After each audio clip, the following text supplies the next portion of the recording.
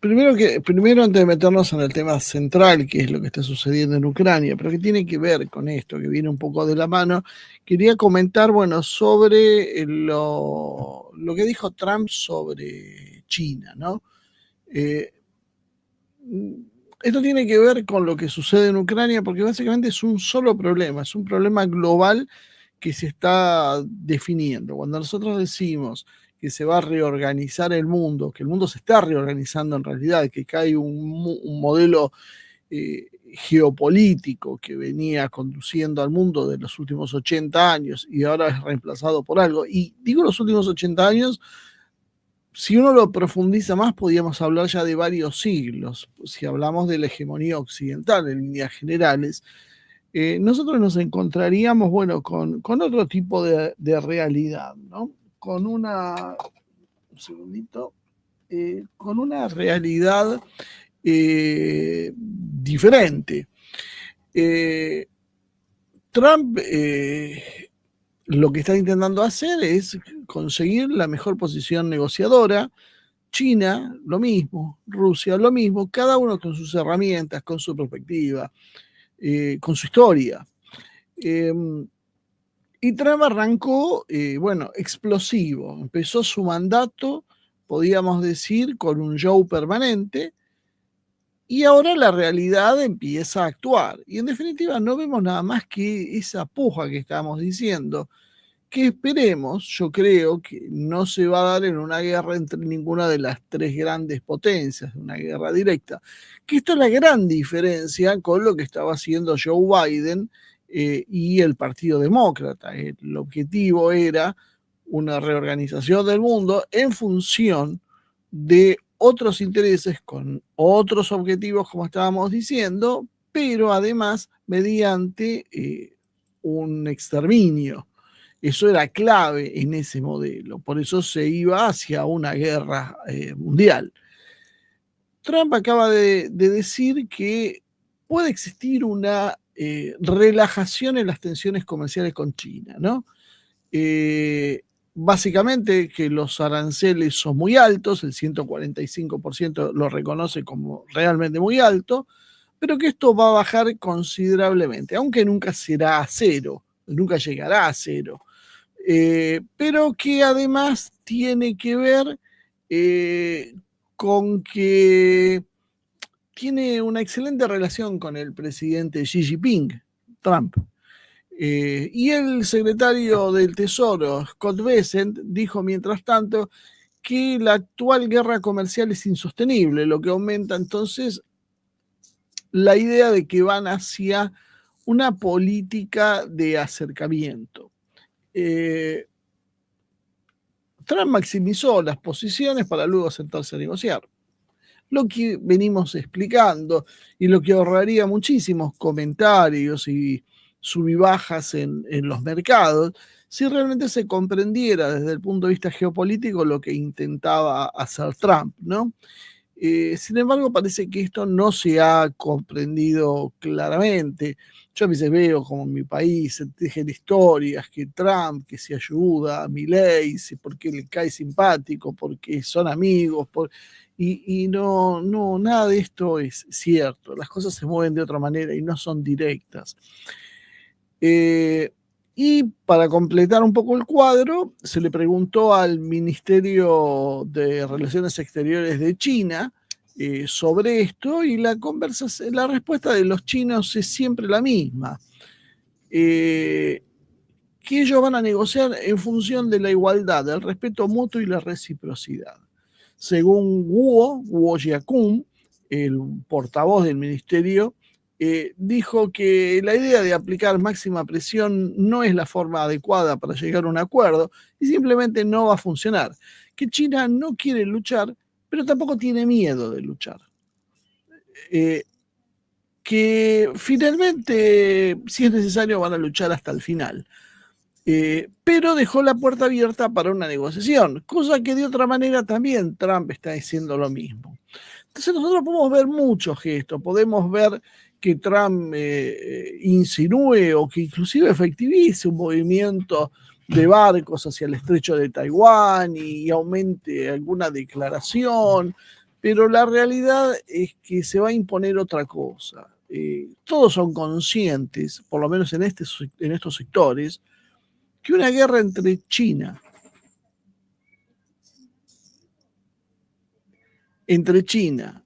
y lo que sería Estados Unidos es imposible.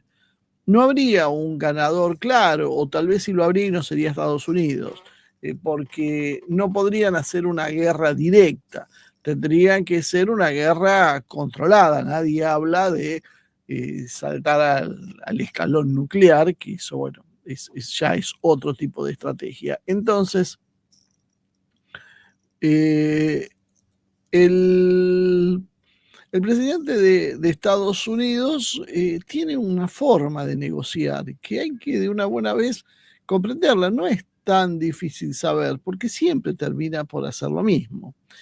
Y acá sobre esto podemos ver qué es lo que está pasando con Putin, qué es lo que está pasando con Zelensky, qué es donde hoy está más tensa la situación, dejando de lado, por supuesto, lo que ahora está pasando entre Pakistán y la India, ¿no? Y que no sé por qué, pero yo creo que si uno miraría hacia Londres, tal vez buscaría dónde está el origen de los incidentes, porque en definitiva la idea de perturbar la situación global y abortar los procesos que conducen a una reorganización del mundo en forma pacífica parece ser algo que anida en el corazón de Londres.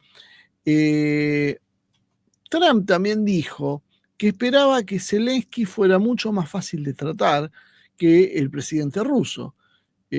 Zelensky básicamente rechazó la propuesta de paz que le ofreció Estados Unidos, insistiendo en que no va a discutir el reconocimiento formal de Crimea como territorio ruso. También molestó que Zelensky haya hecho este planteo cuando en realidad era parte de las negociaciones. Evidentemente, Zelensky intenta abortar esas negociaciones a como de lugar, y Trump terminó por responderle básicamente a Zelensky con lo que viene diciendo siempre: no tiene cartas Zelensky para jugar este juego. Por lo tanto, si sigue insistiendo con esto, corre el riesgo de perder todo su país.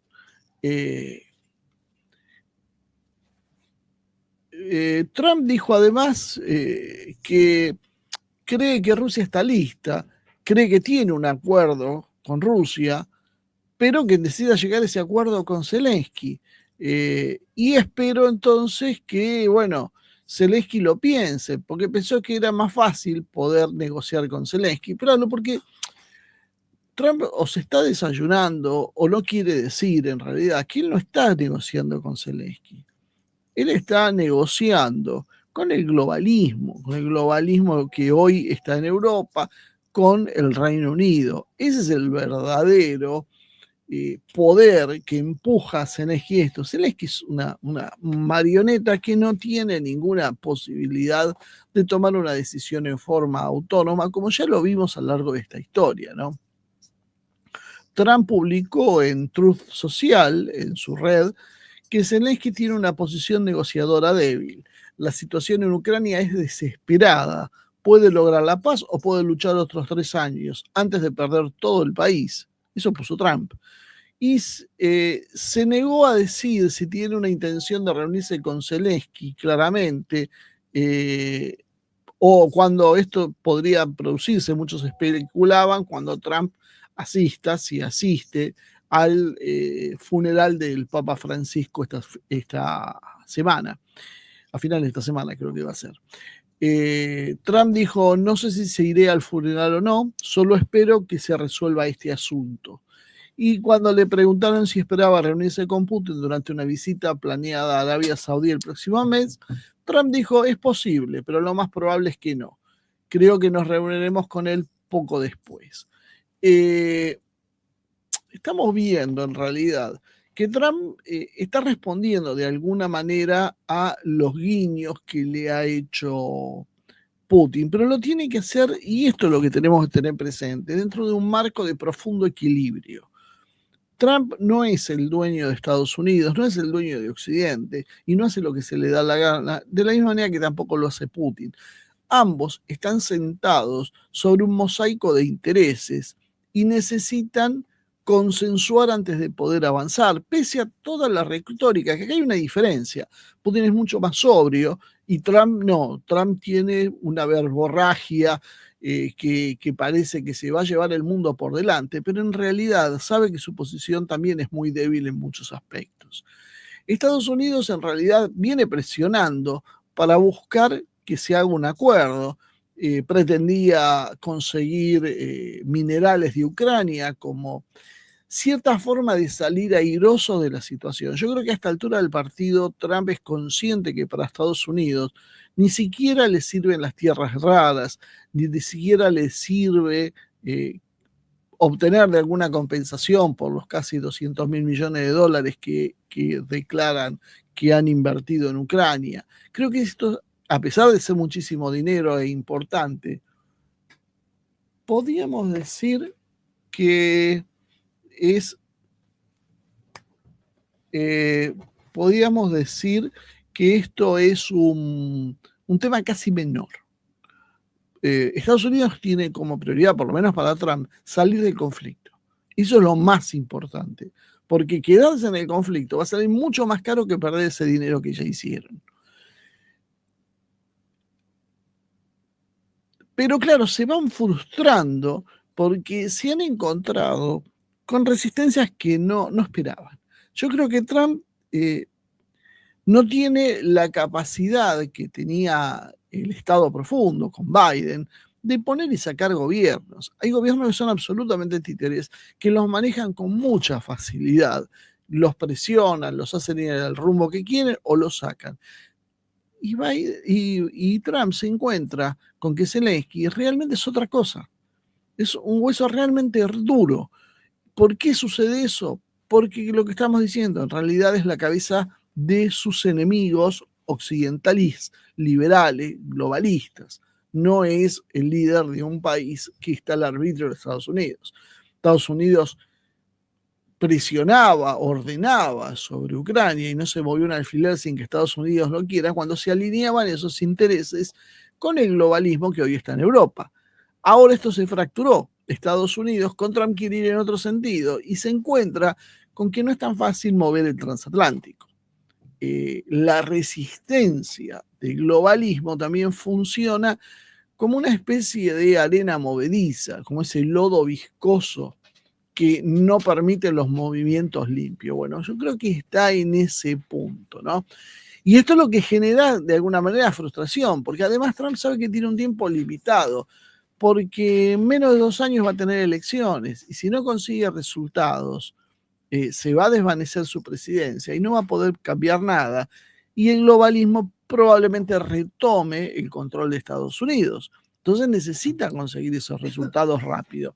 Por eso, por ejemplo, Putin, a pesar de su simpatía, de su confianza y de sus gestos, sigue multiplicando su producción militar, porque es muy consciente que Trump puede fracasar en este intento. Y si Trump fracasa, va a volver a enfrentar a Estados Unidos.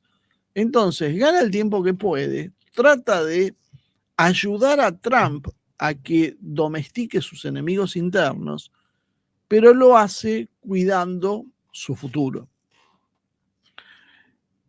Marco Rubio dijo, secretario de Estado hoy de los Estados Unidos, dijo que si se estanca el proceso de negociaciones, Estados Unidos se podría retirar de las mismas. Si no avanza lo suficiente, quizá tengamos que centrarnos en otras prioridades, dijo. Esto es en definitiva lo que piensa un sector que se quiere ir de este conflicto. La secretaria de prensa, Caroline Leavitt, dijo, desafortunadamente Zelensky ha estado intentando litigar esta negociación de paz en la prensa, y esto es inaceptable para el presidente. Entonces esto ya está bastante claro. Mientras tanto, Putin dijo, bueno, en realidad dijo Dmitry Peskov, vocero del Kremlin, que Putin lo respeta a Trump porque lo considera una personalidad fuerte. Textualmente dijo, Putin, siendo un hombre fuerte, aprecia a los hombres fuertes. Lo que los une a los dos, hablando de Putin y de Trump, es que ambos comprenden lo absurdo de diálogo. Lo que los une, en realidad, es su disposición a resolver los problemas más difíciles mediante el diálogo. Justo lo que faltó en la anterior administración de Biden, dijo Peskov, donde sí, el diálogo entre Estados Unidos y Rusia directamente se había interrumpido. Acá podríamos preguntarnos entonces, ¿quiere realmente Trump salir o no de Ucrania? Porque ese es el primer punto. O sea, Putin sabe que quiere o no quiera salir, está condicionado Trump y que además puede perder el poder en cualquier momento. La otra pregunta que uno puede hacerse con cierto grado de validez es si quiere realmente retirarse del problema ucraniano, como se ha transformado esto, ¿no? Bueno, lo que los rusos dicen es, si realmente se quiere ir, empecemos por no proporcionar más datos de inteligencia a las Fuerzas Armadas ucranianas y detengamos por completo, no parcialmente, el sistema de armas, el sistema de defensa. Y eso sería realmente la situación más favorable para Rusia. Sin la ayuda de Estados Unidos, el ejército ucraniano podrá durar algunas semanas, algunos meses tal vez, no más que eso, a pesar de toda la ayuda del resto de la OTAN. Ahora se está comentando que Rusia aparentemente va a cambiar su estrategia, se rumorea que va a utilizar estos misiles Oreshnik para destruir las rutas de aprovisionamiento, los túneles que se han construido para entregarle el material a las fuerzas ucranianas y que en principio parecen a salvo de los ataques convencionales, porque Rusia se está preparando para ir a fondo. Y eso es un cambio importante en ese sentido. ¿Tendrá Trump la verdadera fortaleza política para cortar este suministro de armas a Ucrania? ¿Va a tener la fuerza interna para hacerlo? Bueno, eso de alguna manera es lo que apuesta Putin. Busca ayudar a Trump permitiéndole que se retire de la contienda como un ganador. Putin está tratando de abrir puertas para que Estados Unidos pueda salir del conflicto sin que sea humillado. No quiere un Estados Unidos que se arrastre como pasó en Afganistán o en Vietnam, que salga escapado, porque esto va a ser intolerable para los sectores opositores de Trump y para muchos otros que están en otros países y que están alineados precisamente con la guerra. Necesitan desactivar esto, no necesitan darle a estos sectores esa herramienta de que toque el orgullo de los estadounidenses e inclusive de otros pueblos y que a partir de ahí puedan rearmar a los ucranianos o puedan ofrecerle resistencia. Es mucho más suave poder salir de esto, hacerlo mucho más fácil si Trump se retira como un ganador. Entonces lo que tiene que hacer es dejar que Trump, de alguna manera, pueda presentar como algún tipo de victoria su salida de la guerra, aunque más no sea diciendo, bueno, yo hice todo lo que pude, les di todo, no quisieron, arréglense ustedes. Trump está muy cerca de dar este paso. Cada vez va dando más señales, porque cada vez es más complicado, porque Trump también entendió que Putin puede ser muy amable, puede ser muy cortés, puede felicitarlo, puede hablar de que es un hombre fuerte, pero eso no quiere decir que vaya a ceder de sus intereses. Algo que, bueno, que mucha gente dudaba que podía pasar, y decía, Rusia se va a ver traicionada de vuelta. Yo creo que Putin esta vez tiene, no sé si esta vez tiene claro, creo que siempre tuvo claro, creo que esta vez tiene la fuerza suficiente para llevar esto a cabo. ¿Dónde está el problema entonces? En el globalismo europeo. El secretario general de la OTAN, Mark Rutte, se está preparando para una visita a los Estados Unidos con el objetivo de persuadir a Trump para que deje de presionar a Ucrania, forzándolo hacia una salida de un conflicto negociado. Esto lo dijo el Financial Times. Obviamente, ¿quiénes están siempre atrás de esto? La prensa globalista, la prensa británica, que siempre tira estas versiones. ¿Por qué lo hacen? Porque de esta manera intentan generar presión, intentan impedirle a Trump que se pueda mover con cierta cuota de libertad en esto. Entonces, ahora lo quieren mandar a Rutte, como si Rutte tuviera alguna posibilidad, aunque sea lejana, de presionarlo a Trump. Lo que sirve esto es para presionarlo públicamente, que es otra cosa, para conseguir exponerlo ante la opinión pública, porque el próximo paso o lo que están intentando es dejarlo a Trump visto en la opinión pública occidental como una especie de agente ruso, traidor a los Estados Unidos, débil, incapaz, que no puede frenar al sangriento dictador que es Putin. Ese es el juego que están intentando hacer. Por eso los británicos son los que siempre ventilan este tipo de noticias. Cada vez que aparece alguien que tiene una posición para que la guerra recrudezca, fíjense que atrás de eso hay un medio globalista y generalmente británico. Según esta lógica, el Reino Unido quiere impedir que Estados Unidos se distancie del conflicto y mantener así el apoyo militar y político hacia Ucrania. Y esto se complementa con lo que hace ahora Zelensky. ¿Qué hace Zelensky? Sale y públicamente se opone al plan que le ofrece Trump para conseguir la paz, que es un absurdo porque ya se sabe que, como se lo acaba de decir Trump, no tiene ninguna condición militar para sostener la ofensiva rusa. Sin embargo, a pesar de eso, sigue en forma irreflexiva Zelensky, pero Zelensky no lo hace tan linealmente. Fíjense que en un momento parece que recula, va para atrás, parece que va a negociar y después toma impulso de vuelta con una declaración que tira todo por la borda. ¿Por qué sucede esto? Porque en realidad Zelensky viene de hacerse un viajecito, de tener unas conversaciones con los amigos británicos. Y ahí, según el propio Zelensky, acordaron modificar el plan de paz propuesto por Estados Unidos con una nueva versión que, según ellos dicen, ya se le presentó a Trump para su consideración. Lo cual es directamente un delirio. Ustedes saben cómo funciona el mundo. Ustedes imagínense que Estados Unidos se empecina en que cualquier país nuestro firme un acuerdo de algún tipo que encima, aparte, es el más lógico de todos, que es firmar una paz ante una guerra inminente, y que un mandatario local va a desafiar lo que diga Estados Unidos. Cuando Zelensky, además, no solo fue opuesto por Estados Unidos y los europeos, ¿no?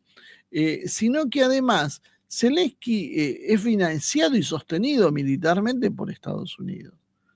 ¿Desde cuándo tiene tanta independencia de criterio Zelensky para desafiarlo y hacer un plan alternativo al que le dice Trump? ¿En qué mundo estamos viviendo? Ese no es el mundo que nosotros conocemos. El mundo que nosotros conocemos, bueno, le haces un plan alternativo. Fíjense lo que el presidente argentino le pasó. No, él quería imponer un plan al FMI, qué sé yo, y el FMI le impuso las condiciones que se les dio la gana. Ahora están tratando de burlarlo. Bueno, esto no va a terminar bien. Pero lo que quiero decir es, amigo, qué sé yo, pero las cosas son como se dicen allá, como te dicen los poderes reales, el de las finanzas, o el de Washington, o el que sea. Y Estados Unidos en realidad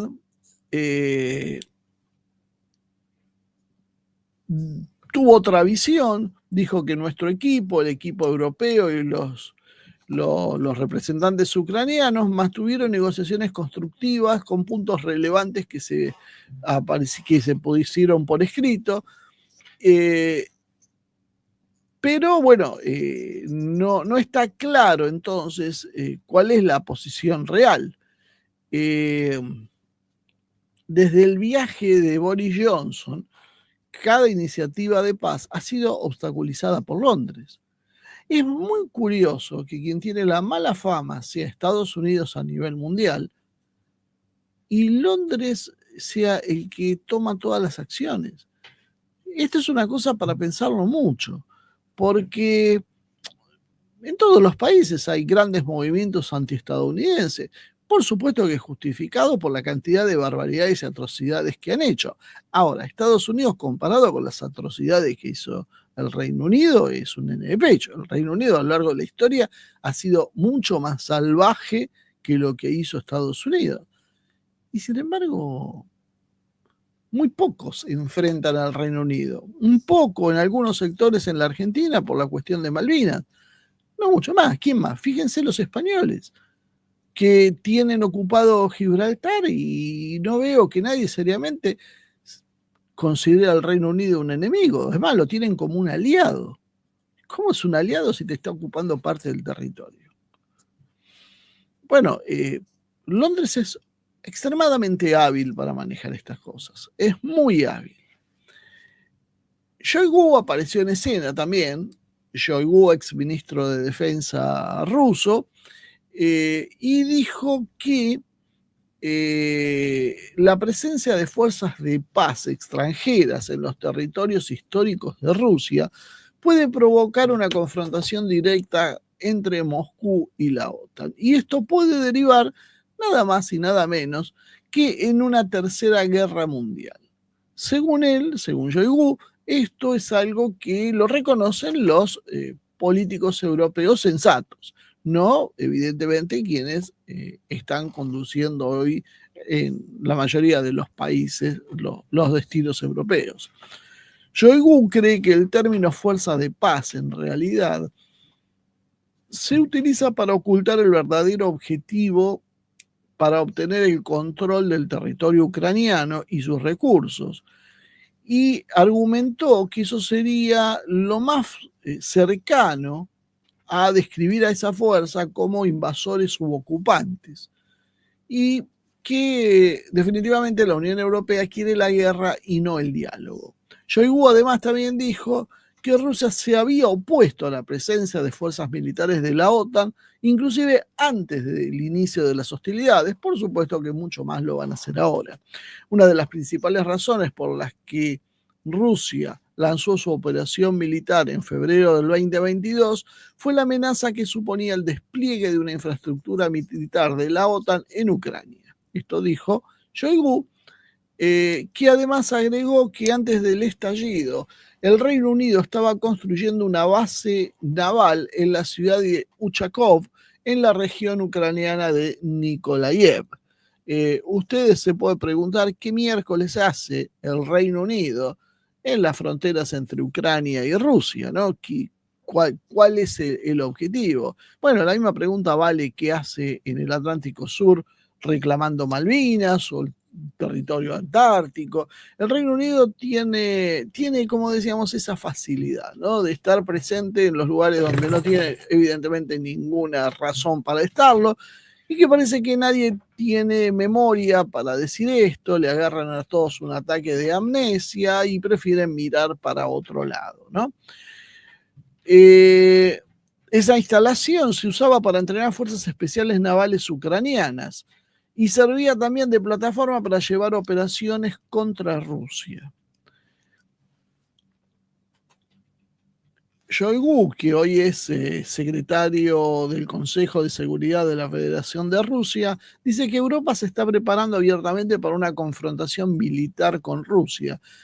Y en una entrevista el 24 de abril para la agencia TASS, dijo que los países europeos no ocultan sus intenciones y están discutiendo activamente el momento de un posible enfrentamiento. Por ello dijo que los políticos y militares europeos están preparándose para una guerra del 2030, plazo que varía entre 3 y 5 años en realidad, y advirtió también que esas acciones podían tener consecuencias catastróficas, incluyendo el estallido de una tercera guerra mundial, aunque esperaba, como decíamos antes, que los líderes europeos sensatos sean conscientes de los riesgos que significaba. Shoigu también advirtió el aumento de actividad militar en Europa. Países de la OTAN, entre ellos Polonia, Lituania, Letonia, han aumentado sus presupuestos militares y realizado ejercicios a gran distancia, a gran escala cerca de las fronteras rusas, según publica Reuters. En especial hace referencia a los ejercicios de marzo de este año, proyectados para este año, 2025, que se llaman Dragón 25, en el que participan más de 20.000 militares de estos países. Maniobras que fueron percibidas por Moscú como básicamente una provocación. El gobierno de Dinamarca, por ejemplo, acaba de anunciar que va a hacer una inversión de 615 millones de dólares aproximadamente para dotar de docenas de nuevos buques y sistemas autónomos en los próximos años para fortalecer la seguridad nacional y mejorar el papel del país en las operaciones militares. Bueno, estas noticias son casi diarias. Casi diarias nos encontramos con que algún país europeo hace algo de esto y dice que lo hace explícitamente para prepararse para Rusia, que va a invadirlos para el año 2030. Bueno, si cualquiera de nosotros era Putin y tiene que gobernar para Rusia y ve que hay decenas de países del otro lado que están diciendo para el año 2030 vamos a estar listos para atacar a Rusia, ahora todavía no podemos, pero ellos nos van a atacar a nosotros, así que nosotros nos vamos a defender atacándolos, de hecho hablar inclusive de golpes preventivos. ¿Y qué quieren que les diga? ¿Cuál sería la reacción que no sea realmente producir un ataque? Porque ¿por qué Rusia debería esperar que Europa se ponga de pie para atacarla? Si ya se lo está advirtiendo. Parece que nadie entiende esto, parece que nadie piensan que los rusos son tontos, son sordos, son ciegos y no ven las señales ni escuchan las advertencias. Si ellos mismos le están diciendo lo que van a hacer. Esto va a pasar parecido a lo que pasó en Ucrania, cuando se dieron 1 millón de señales y Rusia venía advirtiendo de lo que iba a pasar y nadie lo tomaba en serio hasta que un día Rusia se cansó. Bueno, ¿quién les dice que esto no va a volver a pasar? Además, en enero del año pasado, de este año, Kiev y Londres firmaron un acuerdo de asociación por 100 años que compromete la posibilidad de establecer infraestructura de defensa en Ucrania, incluyendo bases militares, centros logísticos y reserva de equipos. Starmer y Macron el mes pasado dijeron que estaban listos para liderar una coalición de países europeos para apoyar a Kiev con fuerzas terrestres y aéreas. Después aclaran, si Ucrania y Rusia logran un alto el fuego, si logran un alto el fuego, tal vez no sea necesario que ellos se metan. Más bien da la sensación como que se están preocupando en hacer estas operaciones. Y Moscú viene advirtiendo entonces contra el despliegue de fuerzas de paz no autorizadas. Esto es también casi algo que casi diariamente se plantea. Lavrov confirmó también que hay planes occidentales para enviar fuerzas de paz a Ucrania con el objetivo de reforzar su presencia antirrusa, en lugar de buscar una solución legítima. Fíjense que ya no es Putin solo, y a diferencia de lo que vemos en Estados Unidos o en otros países, hay un alineamiento, podríamos decir, casi completo. Rusia, que tiene muchas diferencias internas y problemas que hemos hablado muchísimas veces, se está alineando. Putin ha conseguido que todos los referentes políticos de su gobierno, debería ser obvio, pero no siempre pasa esto, se empiecen a alinear con un discurso de endurecimiento.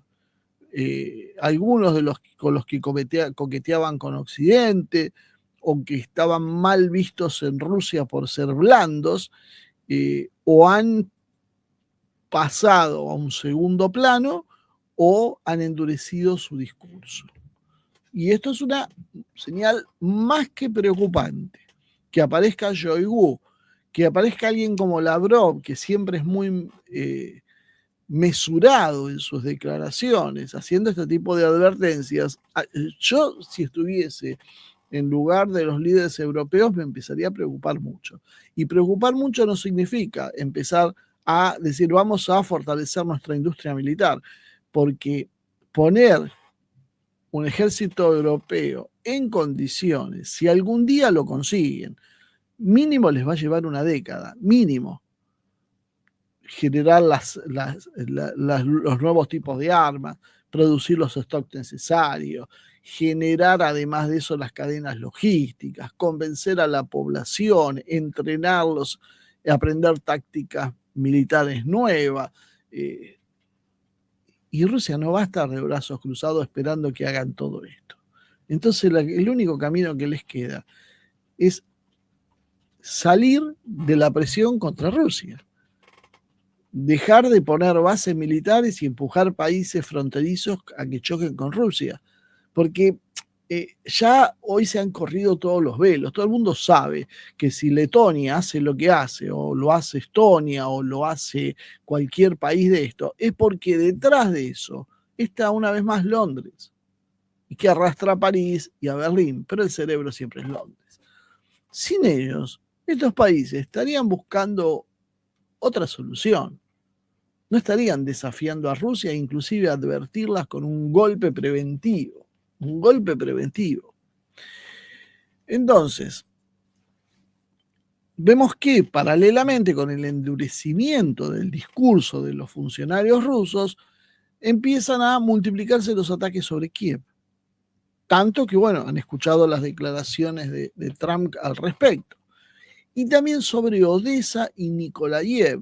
Sobre Odessa parecía que había pasado un segundo plano, la campaña militar se había congelado, nadie hacía nada, y de golpe, bueno, Odessa está sufriendo los ataques más fuertes desde el inicio de la guerra y comienzan los movimientos, preanunciando un posicionamiento de las tropas rusas para un asalto a Nikolaev, Gerson y Odessa. O sea, básicamente, los rusos están convencidos que van a hacer un cinturón para unirse con Transnistria y privar a Ucrania de la salida al mar. Y si hay tropas francesas o tropas británicas que tienen la mala idea de, con la excusa que sea, instalarse ahí para garantizar la defensa, la paz o lo que se les ocurra, esas tropas van a ser aniquiladas por Rusia. Eso es lo que Rusia está dejando claro y es lo que se está viendo con los últimos movimientos. Rusia está dando señales de, lejos de estar desescalando, está escalando la guerra. Inclusive hay declaraciones, esto por ahí no me parece no tan directo, pero que tiene que ver con entender la mentalidad de alguien como Putin, de alguien que piensa como un estadista y que piensa a muy largo plazo. Por eso muchas veces no se entienden por qué hace determinadas cosas, por qué no fue más fuerte, por qué dudó, porque en realidad Putin está anticipando jugadas que van a venir después. No es esto porque a mí se me ocurra decir, uy, es un genio, alabemos todos a Putin, es porque eso es un hecho obvio. Es alguien que piensa muy por encima del resto de los líderes europeos, ni hablar de los nuestros. O sea, cuando los otros tienen una mirada muy corta, Putin mira en profundidad, por eso siempre le saca ventaja. Putin acaba de hacer una declaración que me llama mucho la atención, que dice que Rusia debe liderar la implementación de la inteligencia artificial dentro de las Fuerzas Armadas para aprovechar todo su potencial. Putin dijo también que el software desarrollado a nivel nacional debe integrarse en los sistemas automatizados de comando y control militar. Nosotros vemos siempre que hay mucha propaganda. En Occidente se hablaba, me acuerdo de Palantir, como una de las soluciones mágicas. Las fuerzas de la OTAN son indestructibles y Rusia no puede hacer nada porque tiene sistemas de gestión de comando y control que aprovechan la inteligencia artificial, y Rusia vive en la edad de las cavernas. Bueno, esto no ha sido tan así y Rusia se está preparando en esta historia, ¿no? Hablar de inteligencia artificial se ha convertido en una moda pasajera porque todos reconocen las enormes oportunidades que presenta, pero que quien sea el primero en perfeccionar estas tecnologías para la guerra va a obtener una ventaja significativa en el campo de batalla y no debemos perder eso como punto de vista, ¿no? Eso lo dijo Putin, lo acaba de decir Putin. Y además dijo que en el conflicto de Ucrania se han acelerado los cambios en las tácticas de guerra y que todas las naciones están reconociendo el valor de la experiencia acumulada en esta guerra por Rusia. Putin además ya ha hablado anteriormente de inteligencia artificial como una cuestión clave de la soberanía nacional y del éxito para el siglo XXI, reiterando la intención de Rusia de estar a la vanguardia del campo de la inteligencia artificial.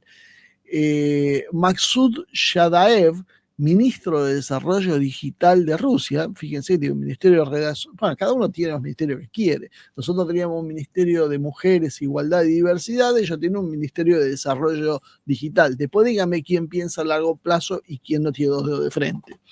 Sugirió que la inteligencia artificial podía reemplazar hasta la mitad de los funcionarios públicos rusos en el futuro y posiblemente muchos más.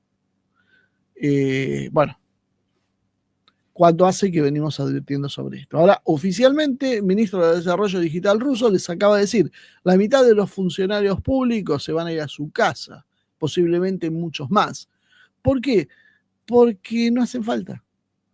El objetivo del gobierno ruso va a ser contar con una fuerza laboral más pequeña que pueda prestar servicios esenciales y recibir salarios más altos, buscando entonces optimizar el sector público.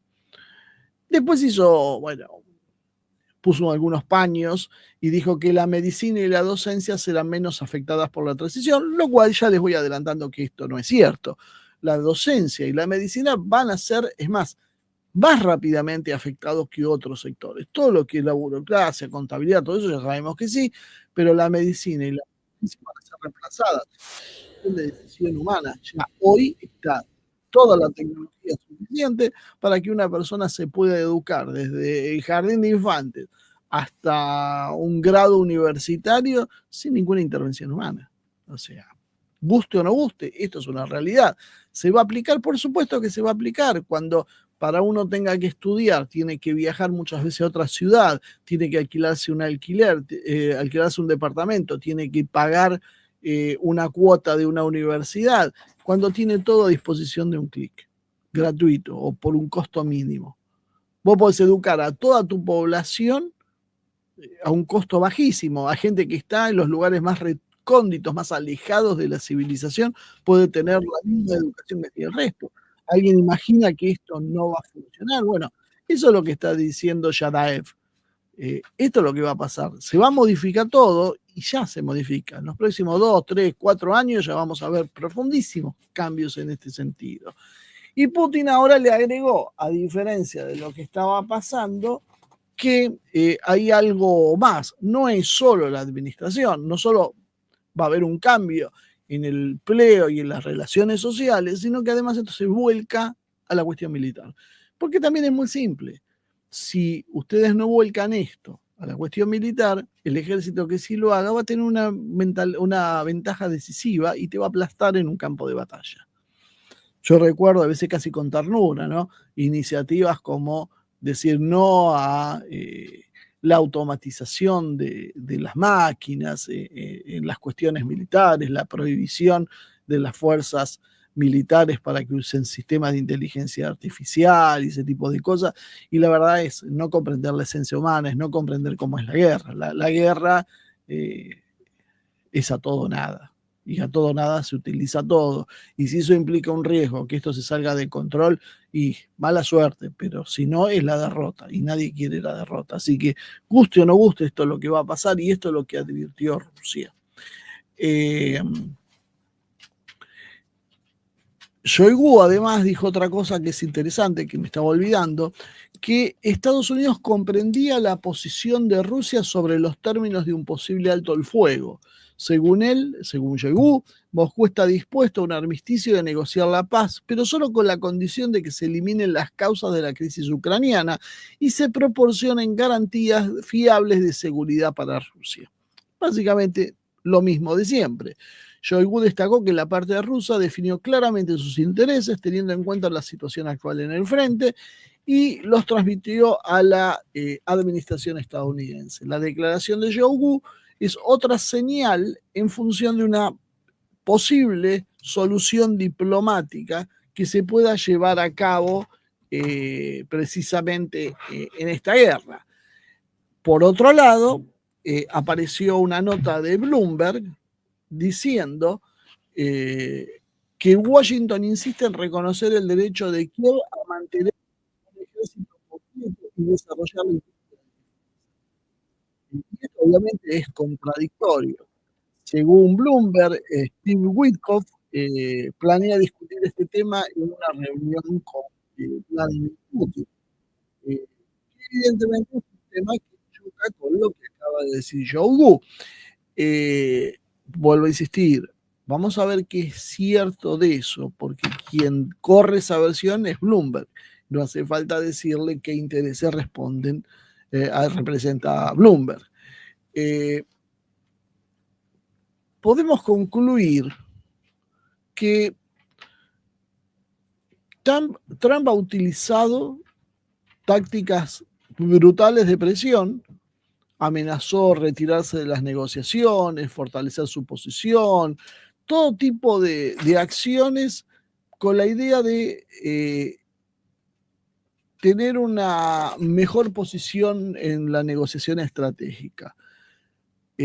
Ahora, ¿esas amenazas pueden implicar una disposición real a reducir el compromiso de Estados Unidos si no se logran avances rápidos?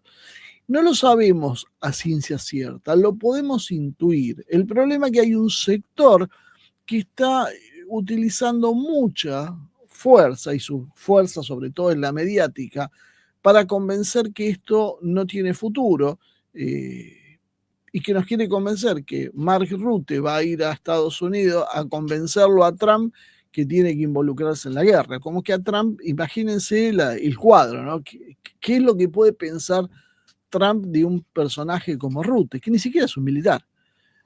Bueno, evidentemente esto es la campaña de presión y esto es lo que demuestra las divisiones que hay en el frente occidental e inclusive dentro de la propia administración de los Estados Unidos respecto a qué hacer con Ucrania.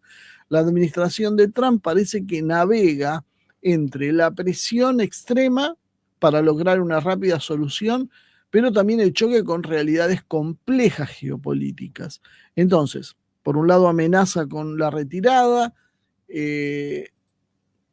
y otras propuestas que muchas veces son controversiales y que indican una estrategia para maximizar beneficios propios para Estados Unidos, inclusive si esto significa en otros momentos concesiones significativas. Básicamente lo que hay es divisiones internas y resistencias de aliados como Ucrania que terminaron por complicar la posición que para Trump era muy fácil y le han impedido tener una política cohesionada y efectiva. Trump se ha visto sometido a todos estos zigzagueos porque lo que él pensó que era muy fácil de resolver resultó que no era tan fácil, porque el problema no era la guerra de Ucrania. El problema es el enfrentamiento interno entre globalistas y la gente de Trump en Occidente. Del otro lado ya más o menos está definido la posición de Rusia, la posición de Irán, que entre paréntesis hago una pequeña salvedad. Irán y Estados Unidos están teniendo conversaciones que preocupan mucho a Israel, porque Witkoff ha abierto la posibilidad de que Estados Unidos contemple que Irán tenga desarrollo nuclear, siempre pacífico, pero que tenga desarrollo nuclear, cosa que nos lleva al inicio de toda esta historia hace 2 décadas atrás, con Netanyahu advirtiendo de la bomba nuclear. Acá el problema que estamos viendo es que, al igual que en Ucrania, hay un sector, el trumpismo más puro, que quiere la negociación y la salida del conflicto, y hay otro sector que pugna por generar el conflicto más alto. En el caso de Ucrania es el sionismo israelí, sobre todo el sionismo alineado con Netanyahu. En el caso de Ucrania es el globalismo liberal. Por eso yo digo muchas veces que son compañeros de ruta, porque tienen un mismo objetivo, aunque en realidad sus metas sean distintas. Rusia espera simplemente, sus cartas ya están claras, y mientras Occidente se decide a ver qué es lo que hace, Rusia presiona y se prepara para un aumento de su poder militar dentro de Ucrania que termine por descabezar el régimen de Kiev. Trump tiene que decidir si termina de enfrentar a sus enemigos internos y busca una excusa y se va de Ucrania, con una alfombra roja que le va a poner Putin, que lo va a aplaudir y va a pedir que sea el premio Nobel de la Paz, pero que se vaya. Eso es lo que quiere Putin. No quiere hacer nada que irrite a Estados Unidos, sobre todo a Trump, o que le facilite a los enemigos de Trump una carta para presionarlo a Trump para que se involucre nuevamente en el conflicto. Eso es lo que hoy está en juego. La balanza creo que lentamente se va inclinando por la posición de Rusia, donde Rusia cada día que pasa está un poquito más fuerte que antes, Occidente está un poco más débil que antes y Trump más urgido que antes.